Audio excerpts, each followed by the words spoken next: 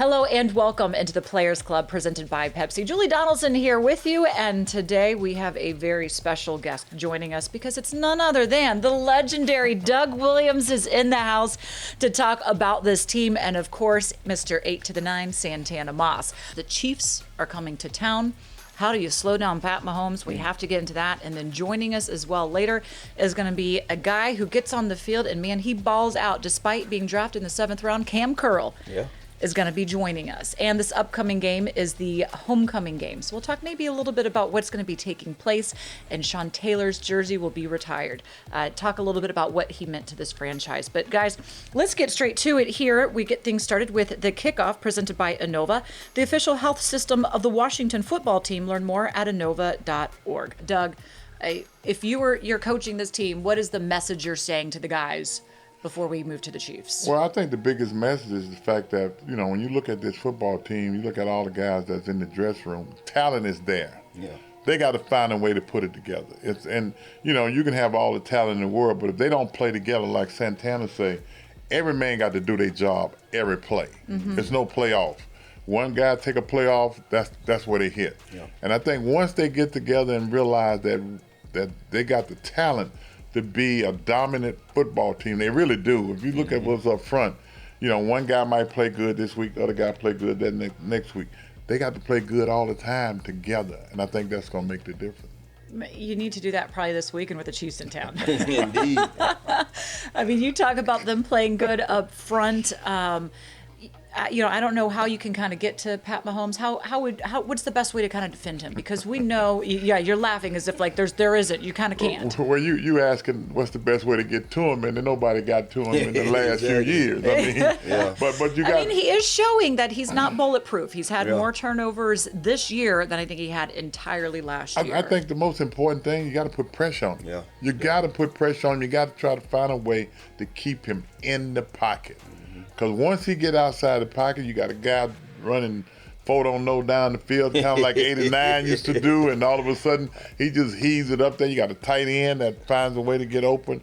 But you got to put pressure up the middle. You got to put pressure from the outside to keep him from running around. Yeah, I think Doug's spot on. I think you don't want to see him get outside that pocket. I think he's showing you some of the things that we've seen in Heineke. When he get outside that pocket, that's where the magic's made at. So you try to hone in on those guys, talking about the fastest man in cleats, and then you talking about Kelsey. To me, I think if you try to find a way to, slow them two guys down, make the other ones beat you, and just bring as much pressure as possible, and make sure you hit and get home though when you bring that pressure. You can't just be back there. You got to make sure you bring him down when you're bringing it. Tana, there's a lot of guys to be concerned about, and you mentioned Kelsey. Like, who stops Kelsey?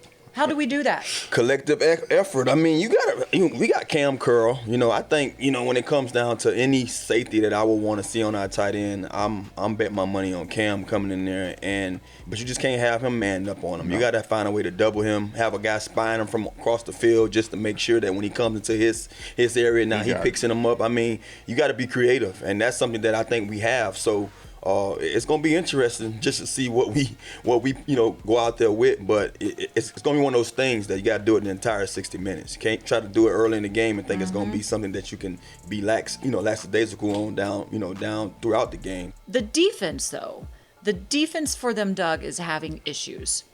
They got Steve Spagnuolo has not been able to get these guys going together. They can't pressure the quarterback. Their secondary seems a little bit lost. They give up more points than Washington does, and we give up the 31st most points in the league. They give up the 32nd, dead last, points in a game. How can we exploit that? Well, I think that's the one thing that we got going for us. If we can find a way to match Patrick if it get to that point, because defensively they're atrocious on defense. They have not stopped anybody, and hopefully this is a weekend for us to come out and score more points and stop them from scoring. So let's outscore them. What we do offensively, we found a way to move the football, and we've done that. And with Heineke getting outside, making plays, and Terry could play with anybody in the league. Yeah. I mean, the things that he do week in and week out, man, you just take your hat off and say how he did it, but he does it. This game is going to be special, not just because we get to, see maybe a shootout, go up against Pat Mahomes, but it is homecoming week. also for the Washington football team. And that means a lot of greats that played for this franchise will be back in town at that game. But on top of that, they're retiring the number 21 jersey. Sean Taylor's jersey is going to go up to the rafters, not to be worn again. Tana, you played 3 seasons with him. Mm-hmm. Tell us one of your favorite Sean Taylor stories. Folks always kind of link us because of the Miami thing. And Sean played with my brother in Miami. You know, I'm much older than Sean and Clinton. Clinton I got a chance to play 2 years with. But the thing that always stood out to me about Sean, when I got over here in 05, I was looking forward to playing with him just off of what my brother spoke on, you know, his college experience with him. And when you watch him on the field, he was a different person off the field. People thought that he wore that same, you know, tenacity all around the world. Like when he left the football field, thought he went home being that player that you had to be scared of. No, he was a soft-spoken, good dude, you know. And I used to just laugh about some of the conversations we shared. Him especially talking about different things about his daughter. I got a story that stood out to me on the plane. You know, this is like probably one of the first trips, and everyone at this time in 05, the iPod was just starting to get popular. You know, so everybody got this big old white iPod, and I have my iPod, and I look over to Sean. He got a Walkman with the little airplane earphones in the Walkman, and I'm like, bro, you have a CD, one disc CD Walkman. He's like, yeah, man. And T-Pain is a pretty good singer too. And I'm sitting there like, Sean Taylor knocking people's head off, and he's listening to T-Pain, and he telling me how good T-Pain is. And me and Porter died laughing about it. And Porter just laughed like, man, that's Sean. Appreciate you sharing your stories of him. It'll be nice that his family will be at the game, and again, we'll be retiring that number 21. I think it's time. It will stay, not worn again, only worn by Sean Taylor. We're going to come back here on the Players Club. We're going to talk about a guy and see how his game is coming along and what he might know of Sean Taylor. Cam Curl will be joining us when we return on the Players Club, presented by Pepsi. The Players Club is brought to you by GEICO. Saving you money on car insurance has been in GEICO's playbook for 85 years. So what are you waiting for? Visit geico.com today and see all the ways you could save. It's like a refreshing splash of cold water in the desert heat. I mean, it is so damn good to have the fans back. This football isn't football without them here. Runs out of time. Sacked again. Jump ball, corner of the end zone.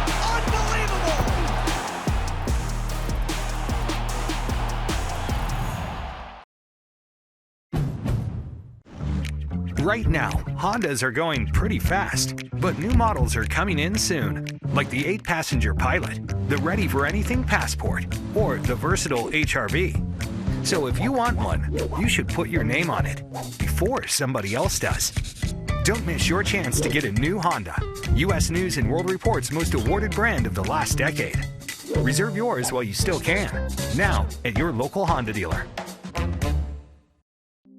Imagine coming home to a place where the fun never ends.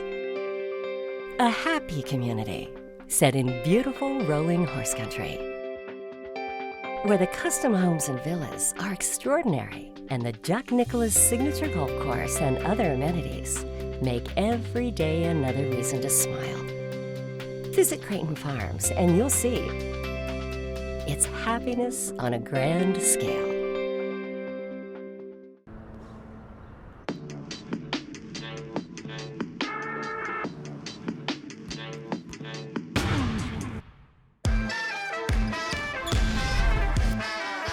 On my get back, copper bag slow. You would never see that.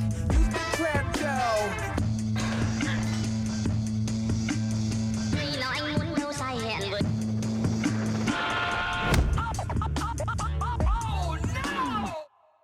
Oh no! I got a good luck charm. I got a good luck charm. Take everywhere I go. I got a good luck charm.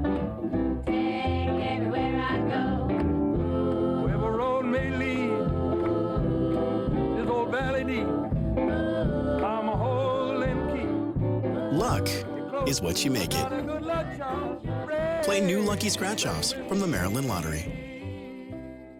Hey Washington fans, Alex Schreimel from Box is here to tell you that you don't have to wait for the big game anymore to get in on the action. With Box's free-to-play games, you can pick boxes every day and win huge prizes across all your favorite sports. All you have to do is pick a box, match your numbers, and win. So download the app now and start playing today. Games are completely free, and players can win official Washington football team merchandise and other great prizes all season long. Boxes, it's anyone's game.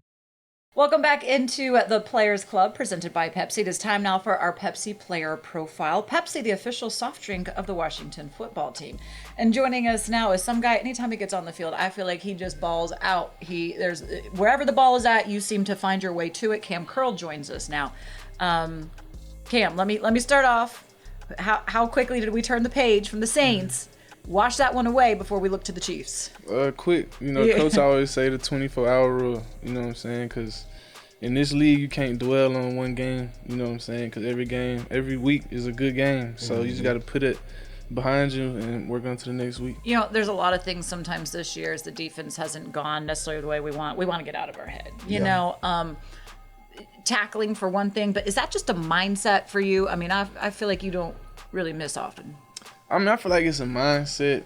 It's a want-to, but it's still like those dudes get paid millions too. So they get paid millions to make you miss. So you might miss a couple, but one thing my dog Shays told me, I came in last year, probably missed a couple. He was like, just run into him. Yeah. So that's what I started doing, just run into him, and he gonna go down if you hit him hard enough.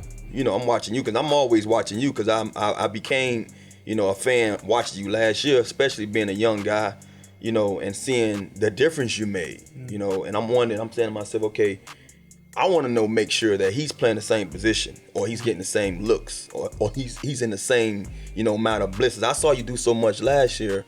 And I'm saying, like, is Cam doing the same thing? At times you get caught up in watching the whole game. You're not watching you. So I'm asking you that question now because I got you next to me. Are you doing what you was asked to do last year when it came to just, like, being that disruptor? Because I feel like you was a disruptor every time you stepped on the field. I mean, yeah, I feel like last year at this time I was like the nickel, the Buffalo nickel and the dime. You know what I'm saying? So that's basically the same. I feel like that's what I was going to play the whole year is Landon and get hurt. Yeah. You know what I'm saying? So, but with Landon getting hurt, that's when they put me in a safety position. But it's like, I'm still playing the nickel dime, getting back that safety some, you know what I'm saying? So it's still some, but it's like you can't give me all the blitzes and stuff because we got Landon, we got Bobby back there, we got K Full in the slot sometimes, so you got to spread it out. So are you more comfortable playing that nickel? Yeah. Sticking those guys, covering those slot guys, covering the tight end, stuff like that? Yeah, I feel like I'm getting my groove. Fans, first thing they do, they look at you, well, we need Cam to be here, or we want him here, and they just don't know that you wasn't even playing that particularly last year. Right. You did that because someone went down. So, that's why I'm sitting there asking this question, because I hear it. I'm asked that question. I'm like, I can't tell you what he's doing. I'm watching the same stuff you're watching. I see him making plays. I want him to have that same role he had last year because I think, you did a good job at it. So I'm glad you cleared that up for me. Yeah, for sure. How's it being on the field, Landon? It's fun. Like, I used to watch his highlights, you know what I'm saying? When I was in high school, college. So, and like... You make him feel old. That's what you're saying. I mean, it is what it is. He's not old to me. But like, just being on, he knows so much about the game, just him playing at the high level for so long. So just learning from him, being on there and just trying to like play up to his level while you're out there with him, you know what I'm saying? Because I ain't trying to be the one to bring the defense down, he's flying around and stuff. So just being out there, it brings you like more energy, try to make you try to play at your best for real. Speaking of just watching Landon when you was younger, and you got to think you just a year and a half basically, with football considerably in this level or playing on this level. What was it like? And I'm gonna go back a little bit, so bear with me. What was it like? Like, what was that process like? Let's say draft. I'm not sure if you had a spot in your head that said, hey, I'm gonna go probably in these rounds, but to be picked up in the 7th round, but then have to come here, and did you have in your head saying that now I'm in more of a I gotta make this team mode, or I know I'm the kind of player that what we've seen or we witnessed, so I'm gonna come here without, it's not gonna be a sweat for me. I'm gonna come out here and show these guys that I'm worthy to play on this level and be a be a top safety in this game on this level? I really ain't had no like spot in my head, cause like they said like didn't nobody really think I was gonna come out my junior year and stuff. But I was just hoping to get my name called, and that's what happened. So when I got here, it was just like I'm trying to make the team. Like I know what player I am. Yeah. But as that 7th round, like you get the short end of the stick. Yeah. Like you don't get to make as many mistakes as somebody else. You feel me? So it was like I know what player I am, but I gotta show them as quick as possible.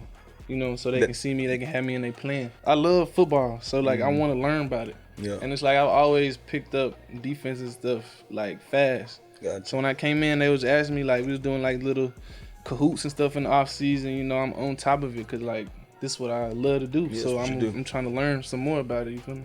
How much? So that's a lot of film study then. Yeah. How much is that? I know Tanner said it took him a while to get into film study in the I league. hate He film. didn't want it. He just went out there and thought he could ball I out. just played. It wasn't until many years later he's like, Yeah. I finally got into the film study league. But like my just whole mindset coming into the league, like I knew I had to take it up to a whole nother notch. Like studying my playbook, like watching film, I just knew I had to because like getting picked up in the 7th round, like obviously what I was doing in couldn't cut college, no corners. Yeah. it wasn't working. Yeah. You feel me? So I'm like, I got to take this to the next level, like no matter what. So coming into games, and let's just say, for instance, this week, it's homecoming.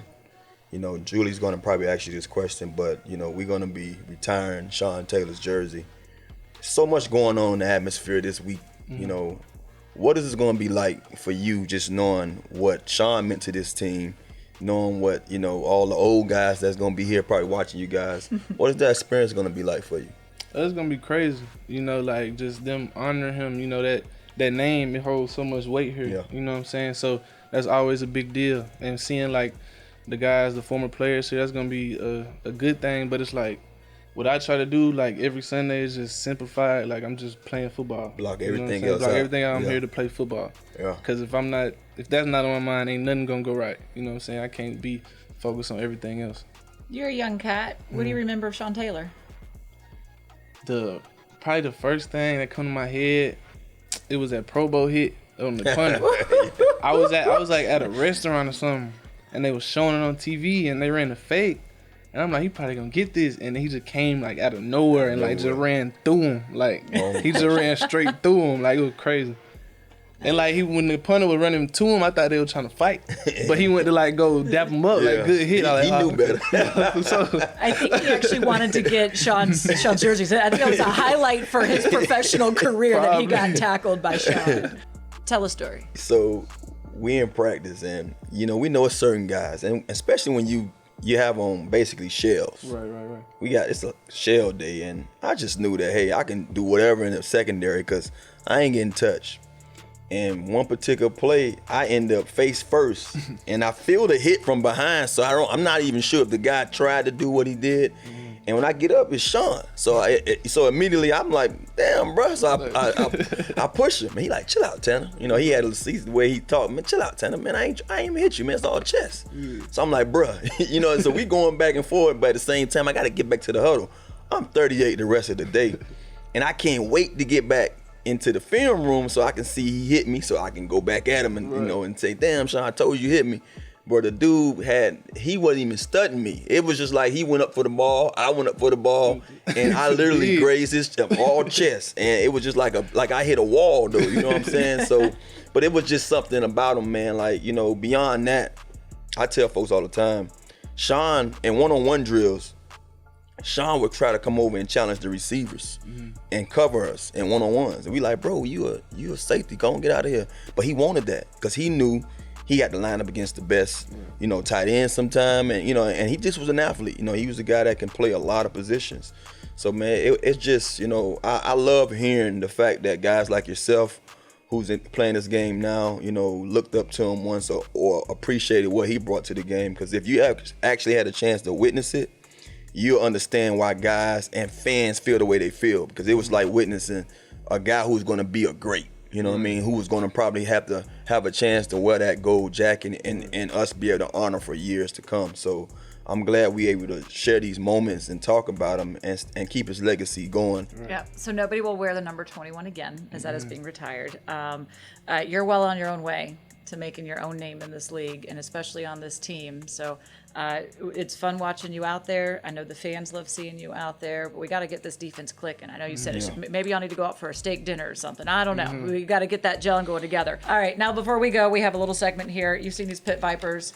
It's called Throwing Shade. I'm going to give them to you. You can throw shade at anybody you want, but how about this? In your secondary, who would you say is maybe, kind of like that class clown, the goofiest, and why? Throw some shade. The goofiest? All of them goofy, like, but I'll gotta be one, though. It was one. But right now, I'd probably say Lando. Cause Lando gonna make everybody laugh. You feel me? Probably Reeves too, like, everybody got that side to him, I feel like. Reeves cracks me up. Yeah, Reeves funny. He does. All right, that is presented by Pit Vipers. Pit Vipers demand authority and respect. Thanks so much for joining us, Cam. We appreciate it. Go out there, ball out, give Pat Mahomes some fits out there.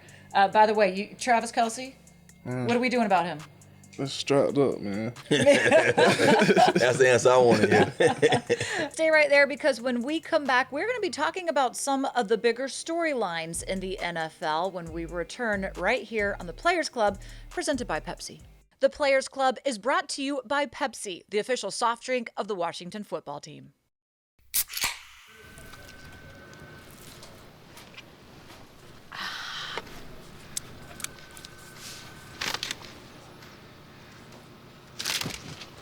Wings, better with Pepsi.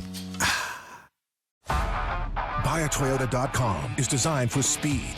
From the performance of our cars to the time it takes you to get all the information you want and get a 360 view of the model you're looking for. Then check out special deals from leases to cash back from Toyota, plus a couple of years of no-cost maintenance is included. And checkout tools to help estimate monthly payments, trade-in values, then connect with a dealer. Now's the time to go Toyota, and let's go places. Right now, Hondas are going pretty fast, but new models are coming in soon, like the 8-passenger Pilot, the ready-for-anything Passport, or the versatile HR-V. So if you want one, you should put your name on it before somebody else does. Don't miss your chance to get a new Honda, U.S. News & World Report's most awarded brand of the last decade. Reserve yours while you still can. Now at your local Honda dealer. We love our house. Been here for years. Yeah, but there's an animal in the attic.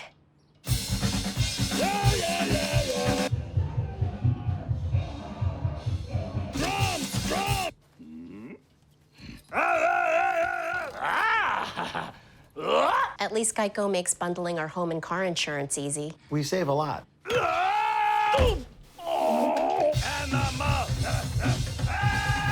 For bundling made easy, go to geico.com. My work has been viewed by 100 million people. My work helps save lives. My work has gone platinum. My work gives people hope. I work at FedEx. Take your career to the next level with one of our many open positions.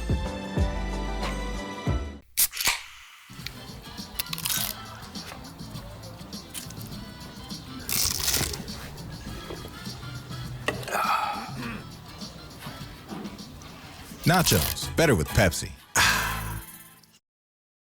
Welcome back into the Players Club presented by Pepsi. We're going to talk a little bit now about some of the storylines going on in the NFL. Guess what? Lamar Jackson, he is not human at all. Did you see these? Did you watch that game? Yeah, I watched it. Oh my good Lord. 442 yards, 4 touchdowns, completed 37 of 43 passes, and it was a bad start. It was a bad start for the team, I think, as a whole. But, he's showing, each week, he's showing that he's getting comfortable with being that passer that they wanted him to be. But I don't necessarily think he has to be. I think he's a tremendous football player. He has a lot of Steve Young in him. People don't want to give him credit for that. Steve Young was a guy that ran around a lot and had a good arm. And Lamar has both. He can run. He can beat you on ground. He can beat you in the air. How about this? Pro Football Focus posted on Instagram, and the caption this: which quarterback would you rather have for the next 10 years? Now, the quarterbacks that you could choose from: Justin Herbert, Josh Allen, Joe Burrow, Kyler Murray. Who are you taking and why?